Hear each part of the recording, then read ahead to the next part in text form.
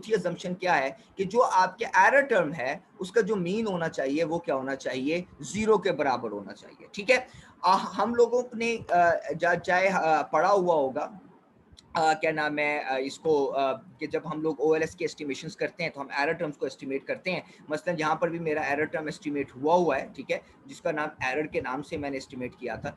इस error term के मैं क्या चला जाता हूँ, इस एरर टर्म का मैं ले लेता हूँ, क्या नाम है, व्यू में चला जाता हूँ।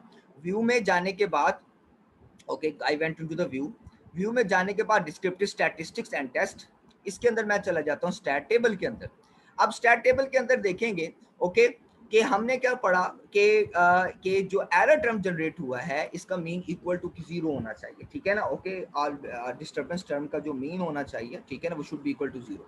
अब यहाँ पर आप देखेंगे कि इस एरर टर्म जो हमने यहाँ पर लिया हुआ है इसकी जो वैल्यू है वो 3.82 ई टू द पावर क्या हो रही है, -14 है। ओके, यानी कि e टू द पावर -14 से फिर वो मुराद 10 टू द पावर -14 है, तो आप 10 टू द पावर -14 को न्यूमिनेटर से डिनोमिनेटर में कन्वर्ट करेंगे तो ये हो जाएगी आपकी 10 टू द पावर 14 पॉजिटिव में, तो आप 14 यानी कि 13 जीरोस के बाद 382 लिखेंगे, यानी 0 पॉइंट फिर 13 जीरो लिखेंगे और फिर 38 लिखेंगे, which is almost equal to 0।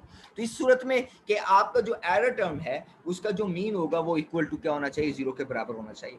उसकी रीजन क्या है, उसकी रीजन भी यही है कि जब हम लोग एरर टर्म की एस्टिमेशंस करते हैं ऑर्डिनरी स्क्वायर मेथड के जरिए, तो जब भी हम एरर टर्म का सम लेते हैं वो इक्वल टू 0 आता है।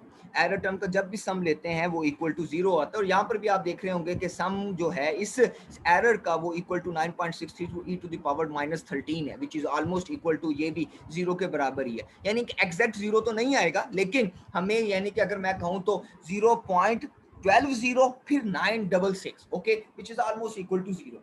लेकिन आप लोगों ने भी पढ़ा होगा जब भी हम ऑर्डिनरी स्क्वायर मेथड यूज करते हैं तो हम एरर टर्म की वैल्यू को जब एस्टिमेट करते हैं, यानी actual value of Y T में से estimated value of Y T को लेस करते हैं, तो हमें एरर टर्म की वैल्यू कैलकुलेट कर होती है। जब हम एरर टर्म की वैल्यू को सम करते हैं तो उसकी वैल्यू क्या हो जाती है, इक्वल टू 0 हो जाती है। और जब इक्वल टू वैल्यू 0 हो रही है तो फिर आप जब उसका मीन कैलकुलेट करने की कोशिश करेंगे तो मीन के एस्टिमेशन का जो तरीका है वो आप फॉलो करेंगे तो वो भी ऑलमोस्ट इक्वल टू आपके पास 0 के ही इक्वल आएगा, ऑलमोस्ट इक्वल टू 0 हो जाएगा। तो ये बेसिकली आप लोगों की क्या है, फोर्थ अजम्पशन है। वो फोर्थ अजम्पशन क्या कहती है कि एरर टर्म जो आप लोग जनरेट करेंगे इस इक्वेशन से, ओएलएस की इक्वेशन से, तो वो क्या होनी चाहिए, शुड बी इक्वल टू 0, 0 के बराबर होनी चाहिए। ओके, हम